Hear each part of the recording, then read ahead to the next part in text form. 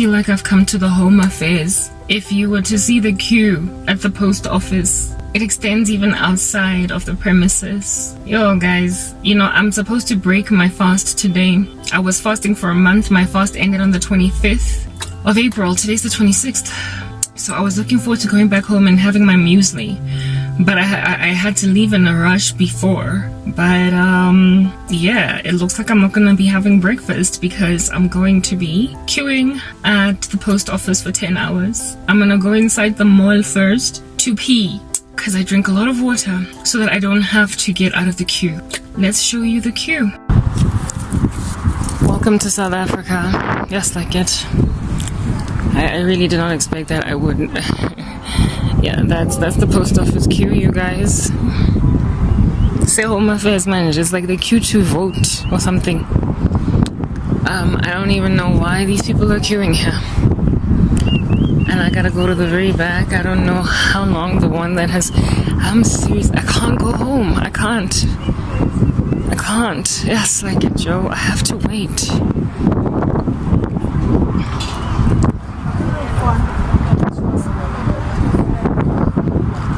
I don't even know who to ask. Let me ask somebody here. Dumela? And then the call was like, queue ya post office here. Ke batla go lo collect something parcel. Oh, lona le queuing. All right. Okay, well that's relief. Apparently, I can go inside. This is a different queue.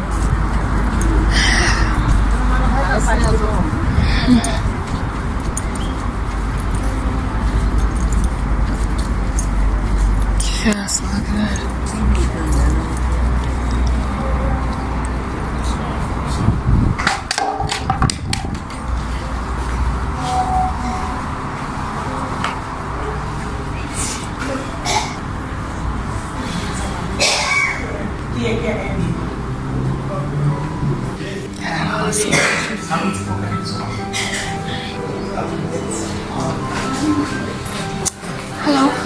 Hello. Hi, sorry. What's that? What are you queuing for? To collect something? When you collecting something, go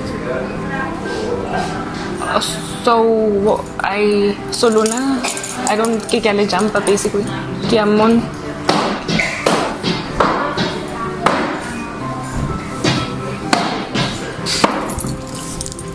Dumela.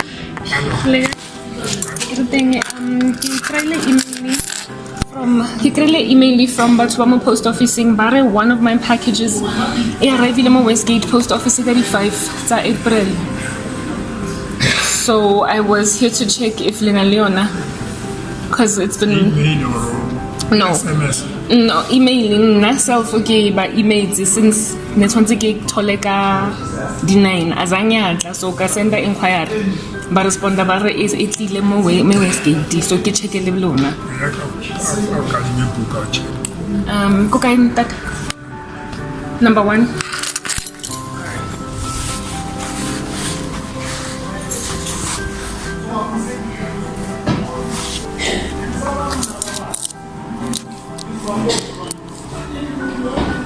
Yes, sir.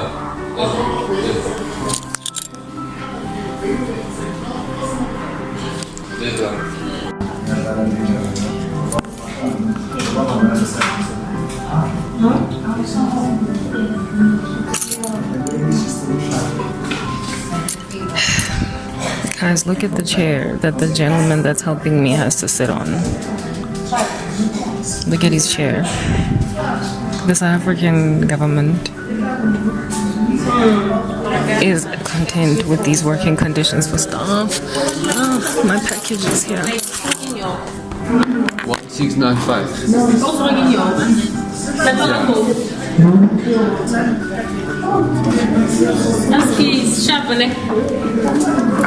Thank you, man. Thank you. I can't have.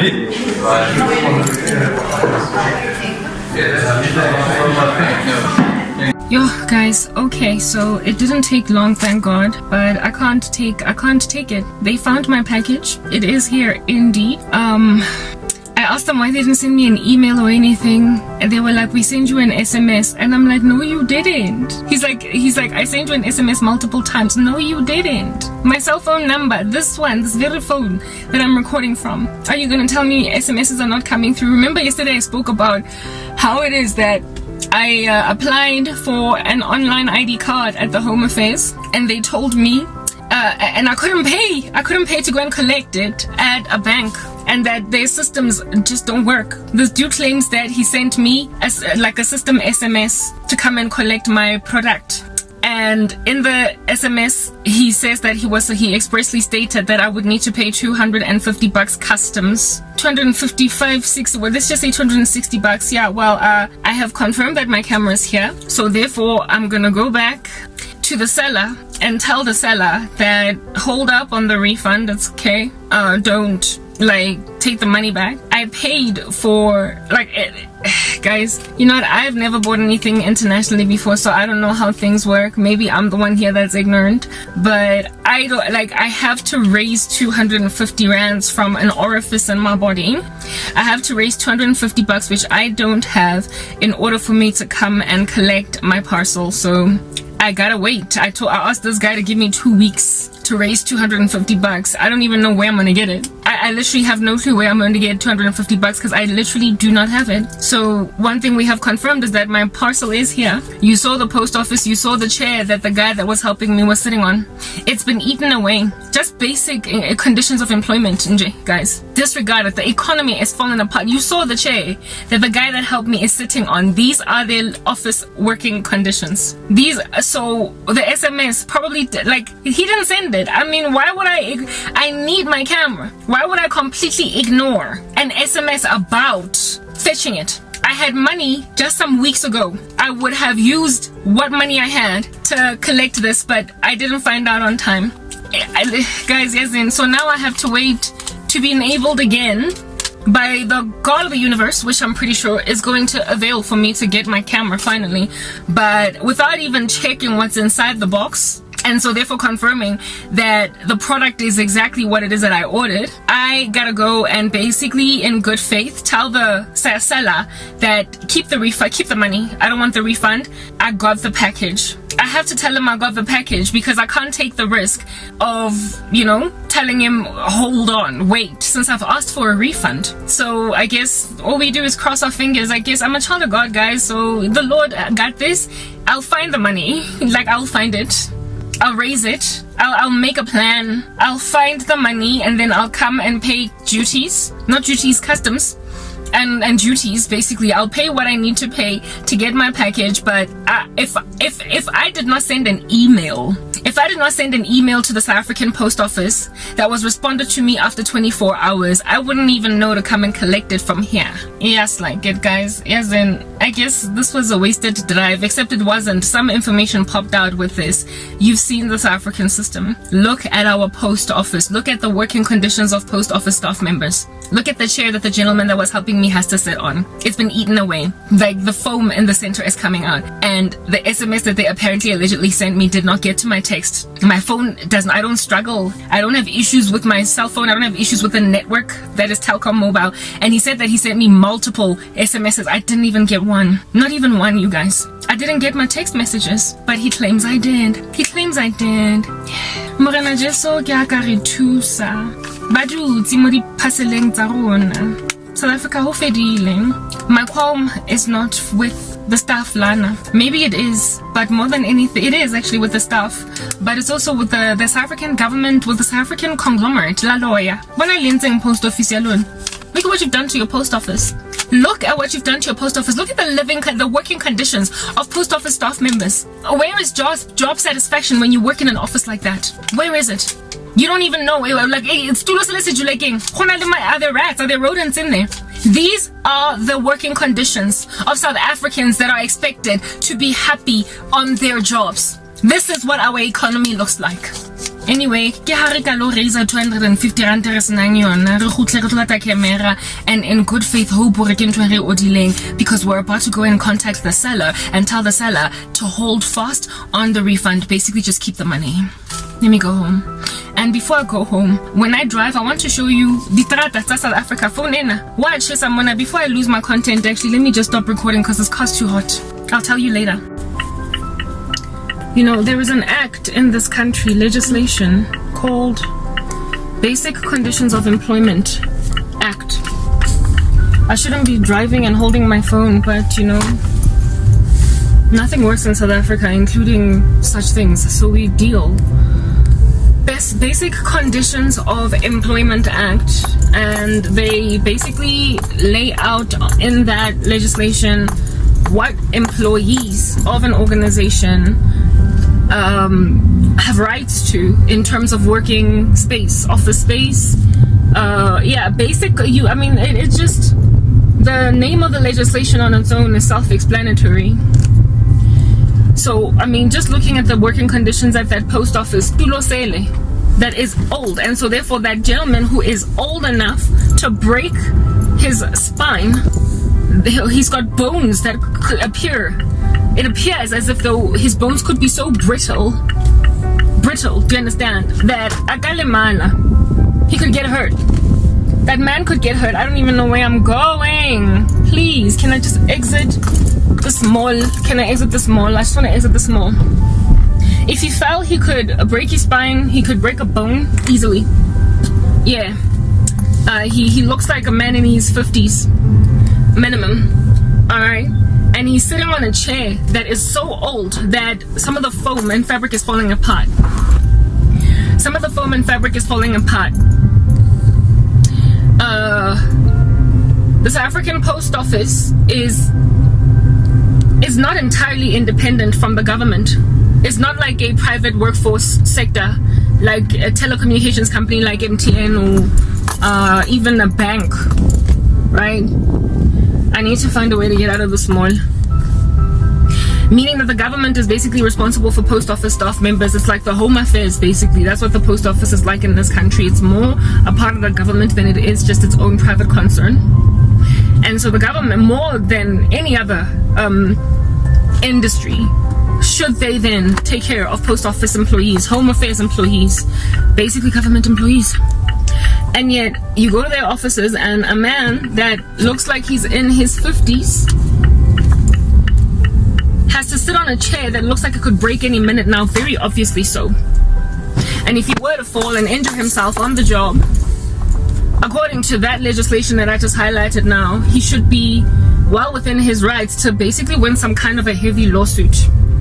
A heavy lawsuit, do you understand? I finally found my way out of this monster. But the South African government could not care less because of the fact that people don't know their rights.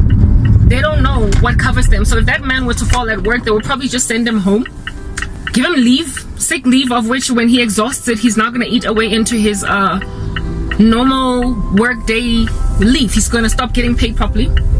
And if at all he doesn't raise it, my phone is very hot, so I have to stop recording. If he does not raise it, they are probably not going to let him know that he's got the rights of recourse under the law. But when you do know the law, they then subjugate you to tyranny of queuing violently at places like the Legal Aid Board that don't even get back to you on time. I opened a case at the Legal Aid Board because I passed a means test thanks to losing my job, and they didn't get back to me. So even those people who know that they can get some kind of recourse under the law, they just ignore them for so long that they finally give up. That is South Africa. So that man is already working in hazardous conditions for his, what looks as if they're tending towards a 60 life. And yet the chair that he sits on, nobody is highlighting as problematic for an employee of the government to be working in. These are the living working conditions even of, like I said, Home Affairs staff members, police officers, etc. And you think that people living and working like that with such low salaries over and above it, you don't expect them then to do a lackluster job, you don't expect them then to continue to take the job or bribes, basically, to supplement their income. You don't expect them to be corrupt just to make ends meet. Basically, abuse the power of working for the state. You don't think they're gonna do that? You don't think they're gonna steal parcels, packages of customers when they arrive from the airport? You don't think they're going to come up with pricing strategies of like customs duties and whatnot? You don't think that government employees or people that are linked to the government in some form, even if it's a parastatal, you don't think they're going to go corrupt? These things all have root causes. That's what I'm trying to explain to you. According to COIDA, Compensation for Occupational Injuries and Diseases Act, and Basic Conditions of Employment Act, that man's living conditions are a blizzarding hazard. They are, they're flickering, just like the hazards in my car that you're listening to right now. That under heaven is what's going on in South Africa. And you think this nation is not judged? Guys, I told you I'm running this country. I'm about to rule Africa. I'm about to rule South Africa.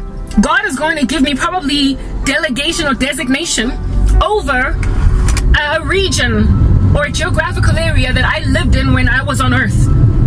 I'm probably going to be given Africa. I'm probably going to be given South Africa at a minimum to run. And when I do, I understand not only are we like demolishing the post office, the Home Affairs, not only are we demolishing all these government buildings, including police stations, and rebuilding them again, but we are also going to thoroughly and adequately compensate government employees so they have no incentive, so they rather have an incentive to do better, do good, actually do their jobs instead of be corrupt.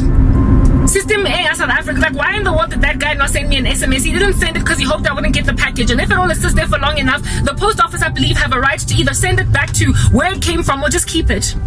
So that guy lied in my face and told me that he sent me an SMS when he knows he didn't, because I didn't get it on my phone. My phone is not malfunctional, and neither is a telecommunications company that is Telkom Mobile malfunctional. So he lied so he could keep my package.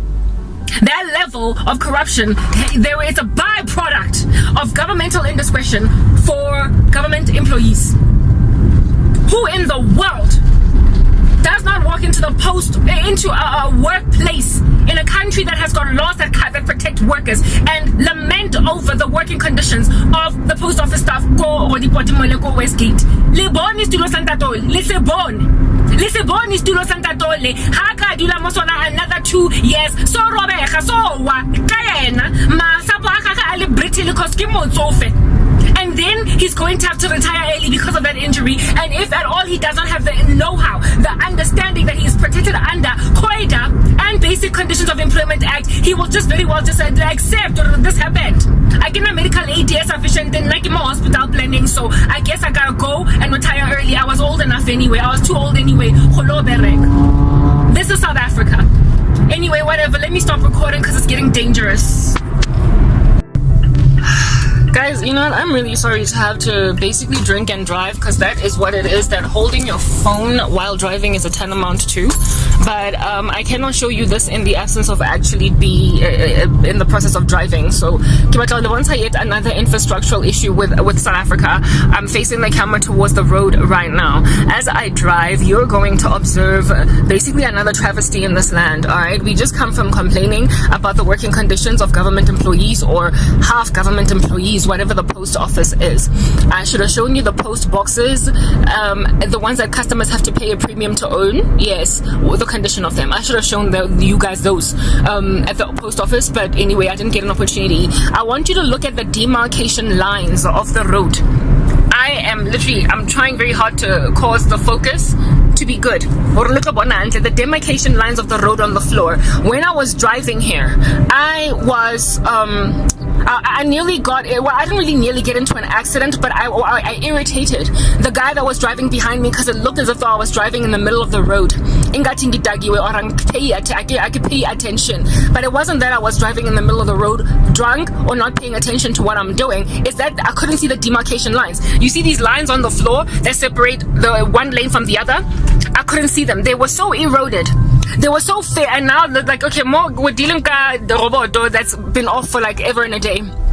right? And these robots are dead. Literally, I don't think there's a single robot that's working in all the way up until I drive home. That would be from Westgate to Vilgehevel. If you live in South Africa, Johannesburg, and you understand what that means in terms of distance, you will know what I'm talking about. This road that I am driving on at present is among the most dangerous. So holding a phone is essentially just, I'm risking my life, okay? It's got one of the highest accident rates in Roodepoort, right? It is Christian de Vet, yes, that narrow path just before you get to Ondekas, yeah. And people who drive at ridiculous speeds here, you will see why it is so dangerous as I drive. Yeah, they have gotten into some pretty horrific accidents, like fallen off cliffs and what have you. So you gotta be really careful. And this particular road, given its history, its statistics, with the accident rate, you would imagine that the government would invest like no man's business in things like making sure that demarcation lines separating one lane from the other are very bright and very visible. Very bright and very, very visible. Instead, they have allowed them to erode, to fade. As you can see, there are more than one, if at all you can see properly, demarcation line. There's a yellow line in the middle, then there are two white lines. Right now where I am driving, they are gone. They've eroded altogether in a thin, skinny piece of road. All there is during the day is this. At night, at least when I'll do cat eyes, I can see that there are cat eyes on the floor. So at night, that's what helps you see. But during the day, the cat eyes, of course, do not shine because they only work at night. Mara, the three lines, the yellow one in the center, the two white ones on each side of the road, they're barely visible. So if you have to navigate your way around this, you just gotta basically be like really drive far left, given that you're in the left lane, or far right, to make sure that you don't overstep. See, now only can you see the demarcation lines, but other parts of the road, they are completely eroded away at. And these demarcation lines are what help other people, especially if you struggle with color blindness, to keep in their lane. This is not an issue just here on Christian de Vet, but if you drive down Hendrik Potgieter further down as you're headed toward Hillfox, there is this lane that basically it forks from being a three road establishment to a 3-lane establishment to a 2-lane establishment. And how the 3 lanes becoming 2 happens, you don't even know. You gotta navigate your way around, and so cars are always very confused, dilly-dallying over there. And the reason why that is the case is because the demarcation lines have eroded over the years as cars have driven over them, and the government has not corrected that. The government has not come to basically paint again. We're not asking for new tar, we're just asking for new, look now, look here, look at this demarcation line that is supposed to differentiate between you going left or right. Barely visible, you guys, like with my own naked eye. It's even worse than what you're looking at. These demarcation lines are important for certain people who, especially when you've got more than 2 lanes. Like right now, there are, how many lanes, guys, are there here? Can you tell me how many lanes are there? There were 4, there were 2, there were 3, and now there are 2. Can you tell where was the difference between the 2 lanes and the 3? No, because the demarcation lines are so eroded that cars have to just kind of, wobble around, wobbly-legged, to figure their way around the demarcation lines. It is a simple, very cheap affair. Signage on the floor, on the streets, to prevent accidents. And I have just come off one of the highest accident rate streets in Roodepoort. And the demarcation lines are fading, and nobody is fixing that issue. It's like having no demarcation lines go Kila Road to Soweto. It's just exacerbating to the issue. That's what I'm trying to help you understand. Why go sapentwa? Where's Alang, guys? The situation is just like dire. Do you understand? It's bad. It's bad. That is what the country is. So, I mean, if things like road safety for South Africans is not a priority, how much more then are they going to neglect or abandon post office staff to sit on chairs or eaten away? How much more are they going to disregard the unemployment rate of the youth? How much more are they going to disregard the suicide rate of the youth? How much more are they going to disregard even just the witchcraft practicing rate, the spiritual harlotry, the weaponizing of spiritual means to disembark or disenfranchise entire South African citizens? They can't even paint streets.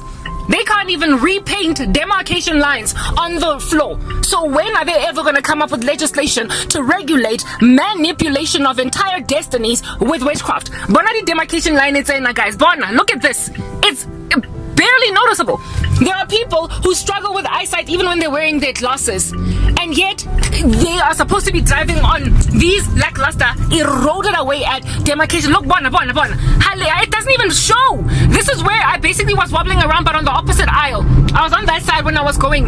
Bona, they are barely visible. People have driven over them, and there is nobody highlighting the fact that this is dangerous.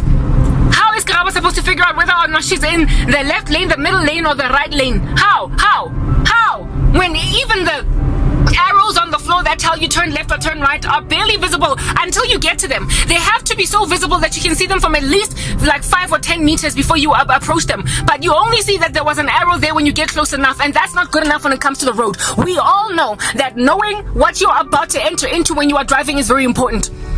So for me to be able to see demarcation line, only when I arrive at it, it's not good enough. Can you see the demarcation line now? No, you can't. You're only now starting to see it. But I was supposed to see it from when I was still behind the robot. Could you see this arrow that you just saw now? No. Could you see the next one? The next arrow that's coming. Can you see it? The next arrow pointing to my right. Can you see it? No. Until you get to it. These are our roads. These are the conditions of South African roads. So how much more can you anticipate that they will disregard the spiritual harlotry in the sky that is decimating the economy? Because spiritual manipulation is by far the most disregarded factor contributing to the fallenness or the barren state of our economy. When are they ever going to legislate against this ancestral worship rubbish? Human beings that aren't able to get jobs, that aren't able to rise up for air, human beings that are made to commit suicide because they can't, their doors have been closed all over the show.